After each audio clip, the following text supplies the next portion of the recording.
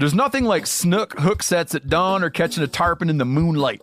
Find your next fishing trip made easy on fishingbooker.com and experience the magic of the Sunshine State or any other destination on your fishing bucket list. Book a blue water adventure in search of sailfish or go snapper fishing with the kids. With over 6,000 captains and trips to choose from, planning your next one just got a whole lot easier. Download the Fishing Booker app on the Google Play or App Store, or visit them online at fishingbooker.com to book your trip today.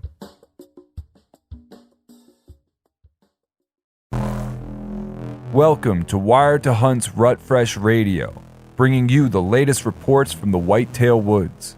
And now, your host, Spencer Newharth. This is Wired to Hunt's Rut Fresh Radio, powered by First Light. I am your host, Spencer Newharth, and in this week, we're talking about rut hunting success stories.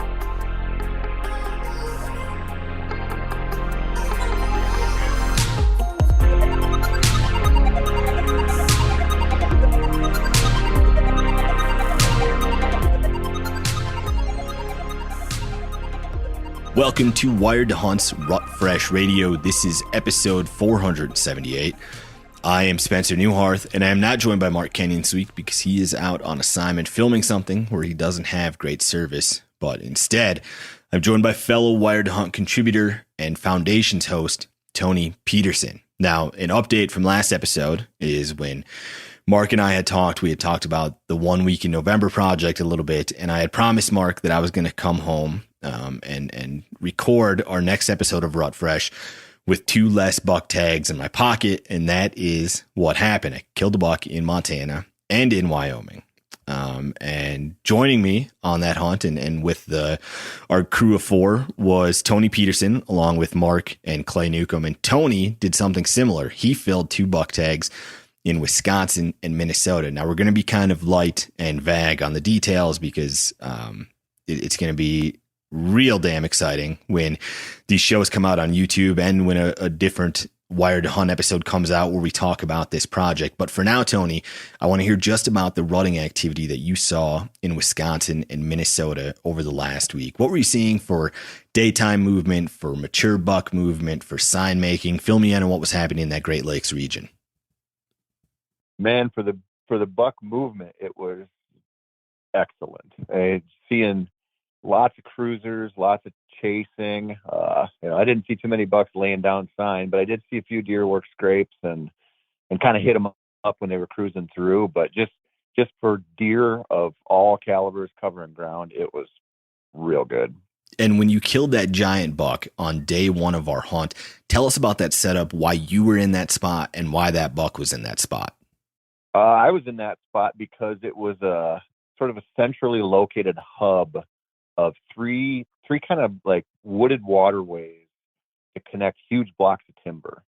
And so it was just, you look at it on aerial photography, you're like, man, that's a place where deer should cruise. And we just happened to have a really good wind for that stand that a buddy and I hung this summer. And that deer was, I actually think he had lost a doe, but he was cruising the downwind side of a kind of a bedding area. And he was just along the edge of a cornfield in the woods in a way on one of those little travel routes where they just, they're going to go from point A to B and they're going to use cover. And those little wooded waterways, they were the ticket. And he came in hot, and that's what he was doing. He was just following that wood line. And I think you said it was in July that you identified this spot and you hung that tree stand. What was about it in July that you saw that made you think like, oh, this is going to be the perfect spot to be on November 1? It actually started last year. My buddy had some observations there, and then I saw a really big deer kind of corral a doe in there, probably on like November 5th or 6th. And so we spent some time talking about it in spring and looking at it, and then went in this summer because it was like that's kind of the spot. That's just the hub where bucks could come in from a bunch of different directions, but if they use those waterways, they're going to end up there. And so it was it was partially e-scouting and it was partially in-season observation that put that spot together for us. All right, so that giant 8-pointer you killed was November 1. in Minnesota. Now let's talk about your hunt in Wisconsin. I think it was November 5th. You tagged another buck there. Tell us about that setup and why you were there and why that buck was there. That was a different setup. That was a wooded draw, pretty big valley actually, that has a pond in the bottom. And I knew there'd be some cruising in there, but I thought, we had that blip of warm weather where it was getting into the 60s in the afternoon. And so I was like, I know they cruise here. There's a couple of pinch points around this pond, but it's also one of the few water sources in that area that I was in. And so I had a bunch of stuff going for me, and good cover as well, because this time of year there's a lot of people out, a lot of pressure. Everybody wants to get their rut hunt going, and so I was like, this thing has a bunch of different stuff going for it. It's the same kind of deal. Went down and hung that this summer in anticipation of this week, and it just worked out really well. Yeah, and speaking of hunting pressure, like how do things differ for you, Tony, when you're hunting the rut on a piece of public ground or a piece of private ground that has a lot of shared permission versus sort of like a manicured property that you tend to have all by yourself? How are your strategies different when you're hunting public land this time of year? In my world, whether I'm on private or public, I'm never the only one. And so you're always factoring that in, but I kind of just go to like, what do I have real confidence in the deer doing? Like, what spots do I just believe in? And those are the places I might, as long as the conditions work for me, I might volume hunt them for a couple of days. And if you're on public land, you got a way bigger chance of somebody coming in and maybe messing up a part of your hunt. But you kind of learn like that's part of the process. I mean, it happens on private land too. So it's like scout for those spots where you're just like, I believe in this spot, and then let the deer tell you whether you're making the right decision or not. And I think the hard part, I think we saw this with our shoot, was that self-doubt creeps in if it doesn't work out. If you spend a whole day during the rut and it really doesn't happen, it's super hard to stick with that. But if you've done your homework and you've got a lot of confidence in it, it just might have been an off day, and you got to give it some real time. And I really don't think that varies much between public and private, to be honest with you. Yeah, and other perspectives you're going to hear this week from about the whitetail rut is from Dan Johnson from Sportsman's Nation in Iowa, and then Mark Haslam from SoutheastWhitetail.com in South Carolina, and then Byron Horton from the Whitetail Experience in Ohio, and we end with Sam Soholt from Public Land Tees in North Dakota. And our reading materials for this week, which you can find in the description in the episode. These articles we have are Why Transitions Are the Perfect Rut Setups by Alex Gilstrom. Alex goes over why hard transitions and soft transitions are where you should focus your attention during the rut and how to find these areas. And then we have Can You Burn Out a Rut Stand by Dylan Tramp. Dylan covers the nuances of two types of rut stands, locations you can burn out and locations you can't burn out. And then we have How to Kill a Pressured Buck During the Rut by you, Tony Peterson. Tony discusses how hunting pressured deer during the rut is more about outthinking other hunters than it is outthinking the deer. And then finally, we have What is the Whitetail Lockdown by Mark Kenyon. Mark looks at what big buck killers in science say about the whitetail lockdown and how those viewpoints differ. Now, to see Tony's episode of where he kills that giant Minnesota 8-pointer, that is going to be out November 16, and we are going to be dropping an episode a week for every week after that, basically all the way through the end of 2021. Tony, how excited are you to see that episode 1? I can't wait, buddy. I can't wait to see all of them. Yeah. I'm stoked for episode 1. And then you had some other crazy encounters in those first 4 days. And then we end on a real high note, but more on that later when we record a longer Wired to Hunt episode. But for now, let's get to the rut reports. Thank you, Tony. Thanks, buddy. All right. And joining us on the line first is Dan Johnson from Sportsman's Nation in Iowa. Now, Dan, in Iowa, what would you say the buck activity has been lately on a scale of 1 to 10? Yeah, Spencer, that's a tough question to answer. I would say on the area of the farm and the doe group that I was hunting around, it was more this week. It's been more and earlier this last week. It would be more of a 7, right, as far as buck activity. But based off trail cameras and sightings, even just 1,000 yards to the east on that property, hunting in an area with a different doe group, I would say more of a 3 or a 4. So if I was a hunter, I wouldn't get too crazy worked up about what's going on right now. You have to be in the woods right now in order to figure that out for yourself.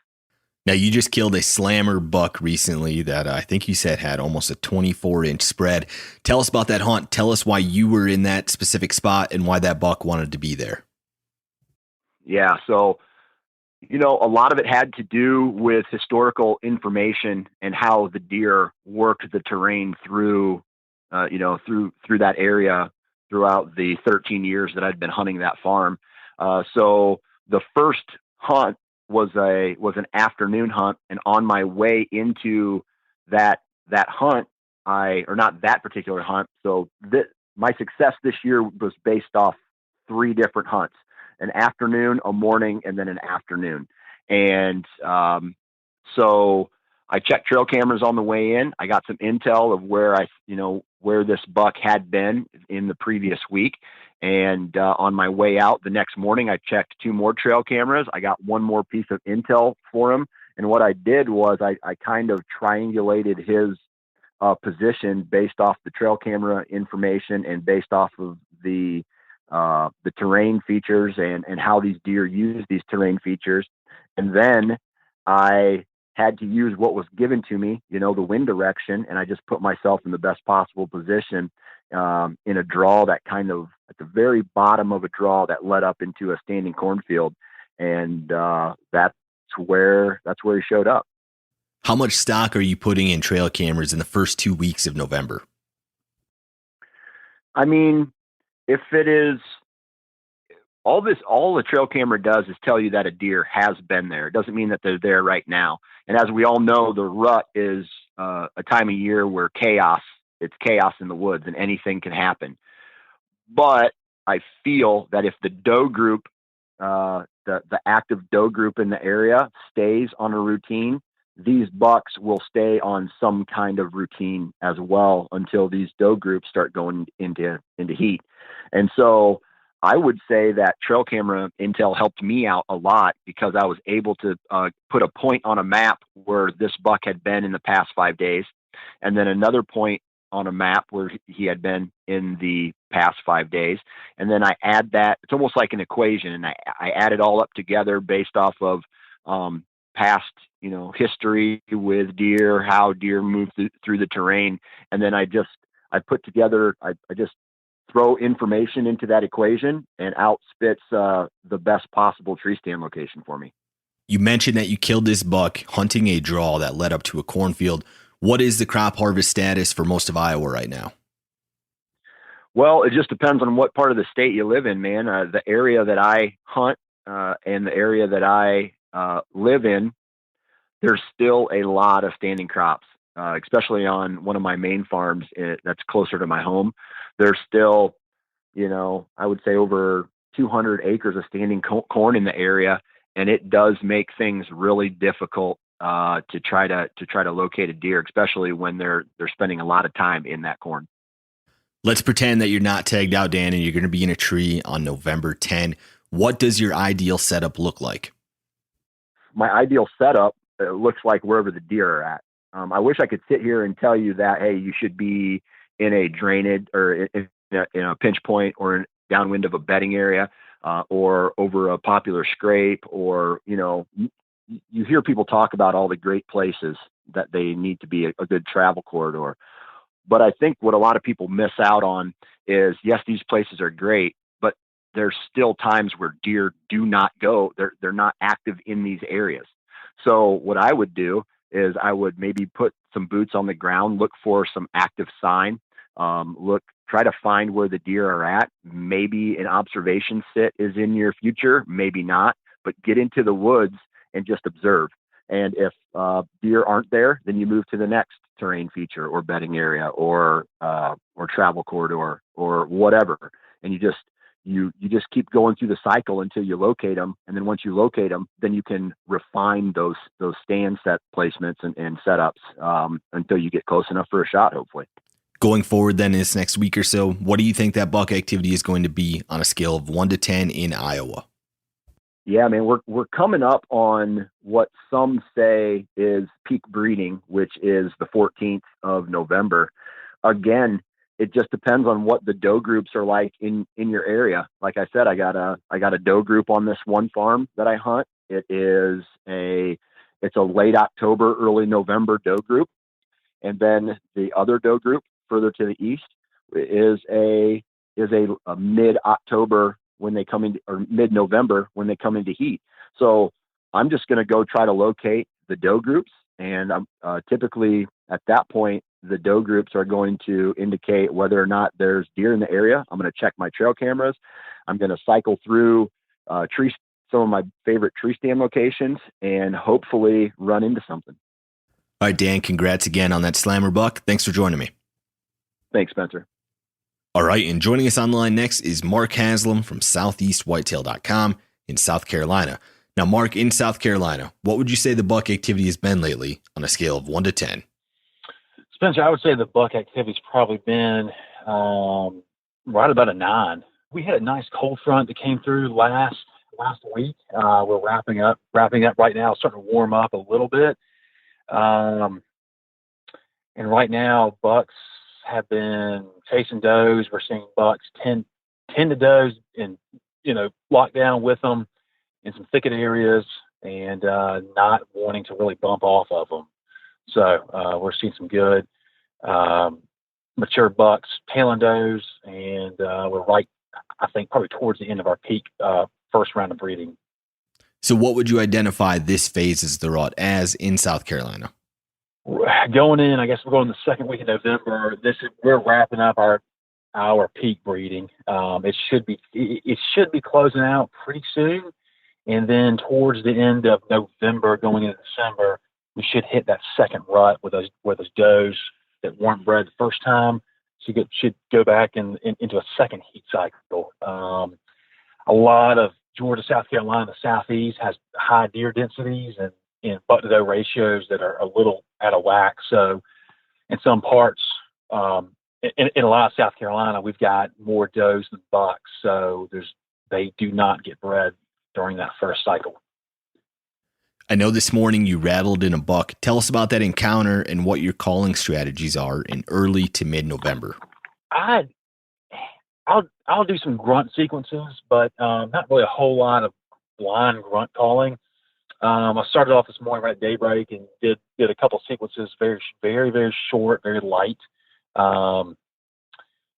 just rattling. I did hear 2 probably young bucks sparring this morning and had a 4-point that came up to them. And then about 9:30, I went a little harder, a little sequence, maybe 15, 20 seconds with some antlers, a little hard, a little bit louder, more of like grinding and, not so much smashing, but just kind of more some pushing with antlers and grinding. And within probably 15 seconds, I had some movement down. I was up on a ridge right beside a creek bottom, and had some movement coming out of that creek bottom thicket, and had a nice, just beautiful 8-point that came out about 25 yards or so, and was coming out to take a look at the action. So that's typically, if I'm going to rattle, it's going to be early in the mornings, and I'll be outside right on top of some thick bedding. What are you seeing for sign making right now? There's some new scrapes that are being hit. Lots of scrapes just being hit constantly, fresh. Not so much new rubs, but I would say there's certain scrapes, the key scrapes are being visited quite often at night. What food sources are relevant right now for whitetail hunters in that part of the country? Right now, Spencer, I would say unless you've got some ag or some food plots that have not been touched, that have very little pressure so far, I would stay off those. Deer are still coming into them, but we are just knee deep in the season in South Carolina, opening up in most of the state in August and the rest of the state in September. So there's been a lot of hunting pressure. Deer have been highly educated at this point. So I would stay away from highly pressured areas, and I would get off in the woods the buck action we've seen the past week has all been in the timber, all been in thick areas, thick cover, and in some mature pine blocks that are between food plots, between stands. We're seeing a lot of deer, a lot of bucks moving. It might be 200 yards from a food plot. They're not going into it. They're just skirting by it. Deer hitting acorns, and they're hitting some of that natural vegetation in the pine forest. They're still hitting food plots and what's left in the ag fields, but I just feel like it's not important because they're probably hitting it at night. And I would just focus right now in the woods, get in there deep, get mobile, climb, and figure out where hunters haven't been yet. And that's probably where you're going to find the bucks. Because right now there's does being bred, there's bucks tending does, and they're moving a lot during the day, but they're just moving in some thick areas. Let's say you're in a tree stand on November 10th in a state like South Carolina. What does your ideal setup look like? Right now, I would probably be outside a thick area. There's some bedding, or ideally maybe between two bedding sites, and it might be outside a clear cut that's been replanted and it's got some height to it. But I would be in or around some bedding and being close and tight. So right now you've got bucks that are cruising around, checking doe bedding, checking those doe groups, see who's in heat. And you've got bucks like my encounter this morning that you're going to hit them just that right time where they're jacked up and they're going to come in looking for a fight. I've had most of my success rattling this second week in November for mature bucks. Usually the bucks I rattle in October or late October is going to be, immature yearlings or 1-year-olds, 2-year-olds. But I would be in some dense cover, and it might be a pine block where it's been thinned a couple times, it's been burned, but it's got some high vegetation where you can climb and see some distance and just catch those deer moving. But the key is you've got to be around or close to some thick areas, and it could just be little pockets here and there. But if you can find where the does are, if you know where they're bedding, hunt around those because you're going to find the bucks right on top of them. Going forward then in this next week or so, what do you think that buck activity is going to be on a scale of 1 to 10 in South Carolina? We're going to start to level off a little bit. I think, we're going to start to see if hunters are staying in the woods, we're probably going to see some more mature bucks, some older ones, some 5 and 6-year-olds starting to show themselves a little bit more after these young bucks are out this first round breeding. But it's going to start to level off because most of these does, a lot of them have already been bred. But it's going to pick back up a little bit. We usually get a little surge around Thanksgiving going into December of that second rut cycle. So I think it's still going to be great through the next week. We got a little bit warmer temperatures coming in the high 70s and probably, I think, like the low 50s. So it's not going to be getting cold, but they're still out. You just got to get in the thick areas. All right, Mark, congrats on your success earlier this season. Good luck with the rest of your fall, and thanks for joining me. Thanks, Spencer. Thanks for having me. All right, and joining us online next is Byron Horton from the Whitetail Experience in Ohio. Now, Byron, in Ohio, what would you say the buck activity has been lately on a scale of 1 to 10? Oh, I got to go with a solid 10 on this one. From my hunt the other day to having a few bucks come in and make scrapes, kind of be poking around some does. In the last few days, we've seen chasing, bucks responding to calls. The woods have been on fire. Now, you just killed a giant buck over the weekend. Tell us about that hunt, why you were in that area, and why that buck wanted to be in that spot. Yeah, so I think what made that spot super hot is there was a couple scrapes all in a collective area, and that particular piece, you can go a good ways without finding good buck sign. But it's kind of was an old logging road set up, but there's also like what we call a hogback, kind of funneling some movement down, and noted that there were does that tended to feed in the evening in the mornings, kind of coming back probably to where they bedded, but they tended to cross this oak flat into this general area. And I had actually hunted this stand location several times, and I thought it was just a matter of being there the day they daylighted, if you will, or the day it got hot. And sure enough, I was able to time that up and saw three bucks all within bow range, and just had an awesome morning in the timber. You mentioned that there was a cluster of scrapes nearby. What have you seen for sign making over the last week? Yeah, I did witness the first buck come in and hit the scrape, but the other two seemed to pass on by or kind of just be more in the cruising style mode. I am still finding somewhat fresher rubs where there are still shavings, but it's definitely not as hot as, say, that late October time period. So I'm not as super worried about that. I am still paying attention to tracks. In fact, that particular shelf had a good amount of tracks on it, and some good size ones. So that kind of led me to believe it was worth another hunt. If you're doing some in-season scouting, you mentioned that you might be looking for scrapes and tracks. What are some other things you're trying to identify in the middle of the rut if you're on a new piece of ground?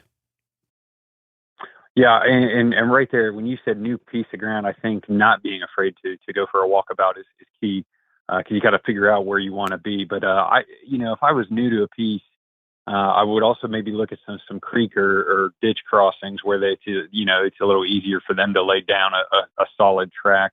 And honestly, too, bumping some does. This time of year could be key.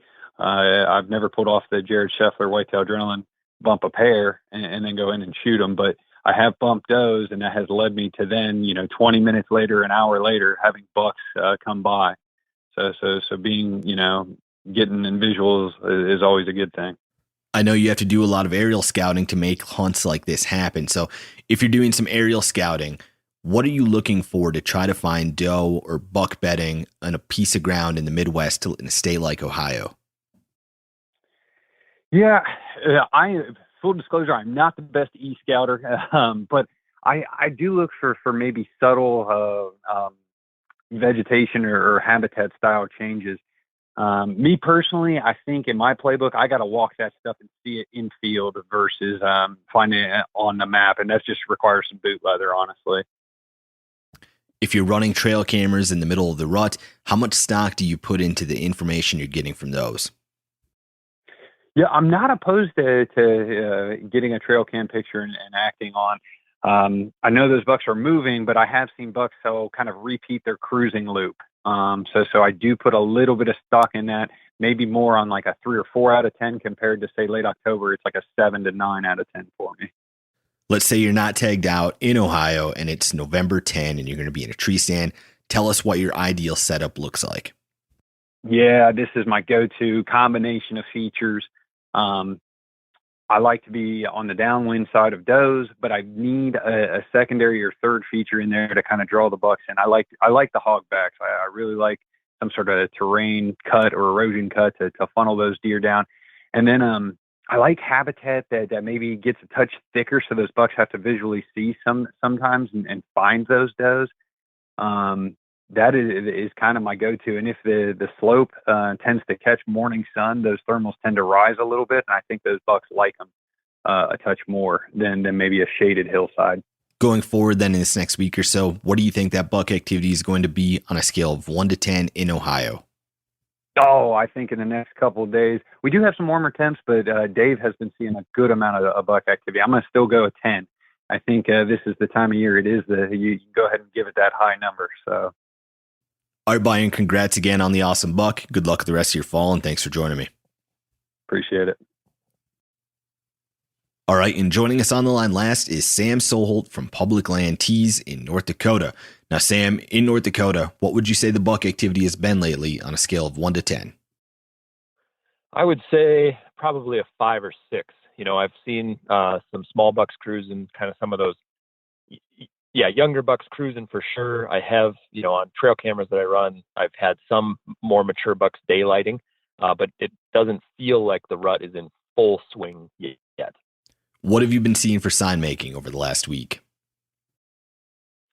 Sign making has been really good. Lots of bucks hitting scrapes, lot more rubs and stuff, like all the small scrub brush getting shredded. But yeah, lots of scrapes everywhere. The last couple years, this time of year, you've killed a buck using a decoy. Tell us about your decoying strategy in early to mid-November.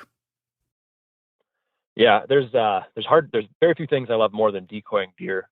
My strategy is typically to one of two things. Either I'm going to hunt somewhere where there's really good visibility, and I'm going to put out a full-size decoy.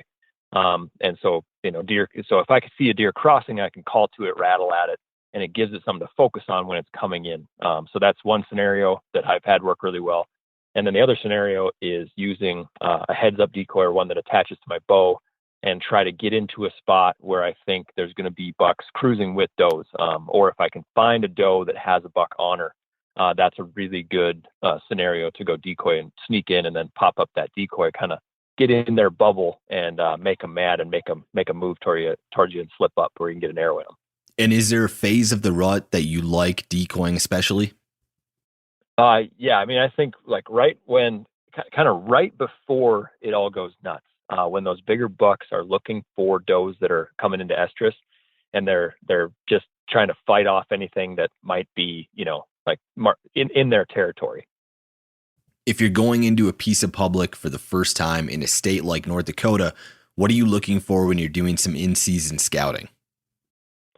So I'm looking for fresh sign, whether that be scrapes or rubs, and then just looking for stuff like a lot of the public isn't going to hold crops or egg, so a lot of times I'm just looking for stuff that is transitions between bedding and food, funnels, pinch points, stuff like that. What is the crop harvest status right now in North Dakota? You mentioned that not a lot of the public has ag, but for the private that does, what does that look like? The majority of the crops have come off. With it being such a dry summer, everything started coming off early, and over the last couple of weeks, like most of the beans have been off for a while, but most of the corn has now come off. Does water ever factor into your setups in a state like North Dakota this time of year?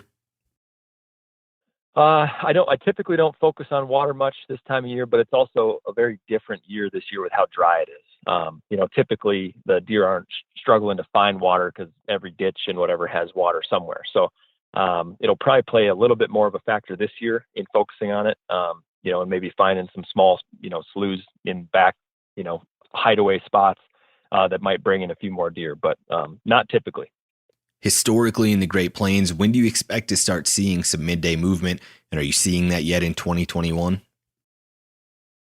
So right now should be seeing good midday movement. Haven't seen a whole lot of it yet, but there's a huge cold front coming kind of across the entire country later this week. And I think that will help a lot.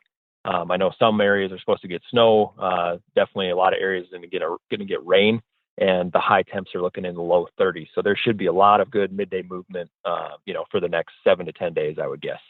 It's November 10 and you're going to be in a tree stand. What does your ideal setup look like on that date? For me, I want to be somewhere on the downwind side of a real thick bedding area. If I can add to that, some sort of a pinch or a funnel that kind of leads to that type of area, is even better. But a lot of times, this time of year, when all those does are starting to come into estrus, you'll have bucks that are walking on the downwind sides of bedding areas, just scent checking and looking for does that have come in, and going after them. So I want to be on the downwind side of something really thick. Going forward then this next week or so, what do you think that buck activity is going to be on a scale of 1 to 10 in North Dakota? I think it'll ramp up to about an 8. I just think with the cooler weather coming in, we've had a real dry, warm kind of lead up to the rut.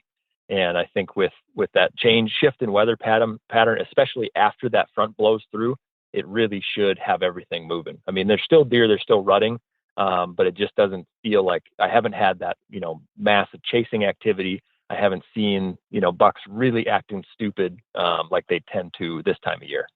All right, Sam, good luck with the rest of your fall, and thanks for joining me. Yeah, thanks. You too.